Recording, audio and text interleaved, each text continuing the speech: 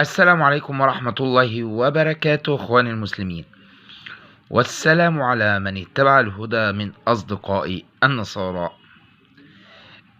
دخل النصراني ورقة في حوار خاص على الخاص ماسنجر، عايز يثبت لي الثالوث. لا، وبطريقة جديدة بقى، بطريقة جديدة لانج بقى، حاجة جديدة جاي يثبتها لي عن طريق الكعبة. خلاص بقى، موضوع بقى الشمس وضوء وحرارة، والشمس واحدة والبيضة قشر وبياض وصفار، وواحد في واحد في واحد بيساوي. لا خلاص بقى، ما عادوش بيقولوا الكلام ده بقى. خلاص بقى بيضربوا المثال دلوقتي بالكعبة عشان ايه؟ يقربوها للمسلمين، يعني يفهموهم الثالوث. فالكعبة مربعة يعني، فقال الله صار ربوع، يعني انا مش عارف والله. ده يعني بالبلدي كده اجي يكحلها يعميها. المهم ورقه داخل لي بيقول لي دي ايه دي؟ جاب لي صوره الكعبه، قلت له الكعبه. قال لي الكعبه ايه مش مكعب؟ قلت له ايوه مكعب مظبوط.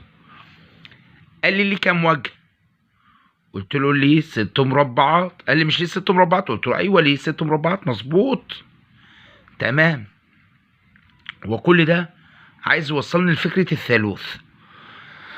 طيب، وبما ان كل مربع هي الكعبة 6 مربعات، تمام كده لحد كده مظبوط، تمام مفيش أي مشكلة، أنا مش معترض، ما اعترضتش معاه في كده، تمام.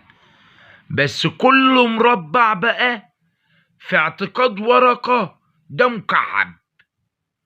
ما لأن الأب إله والابن إله والروح القدس إله والتلاتة واحد.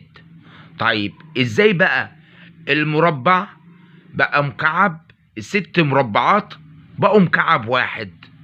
يعني المربع لوحده ده بقى مكعب، والمربع التاني بقى مكعب، والمربع التالت بقى مكعب، والمربع الخامس بقى مكعب، والمربع السادس بقى مكعب. ازاي؟ دخلت عقلك كيف يا ورقة؟ دخلت عقلك كيف يا ورقة؟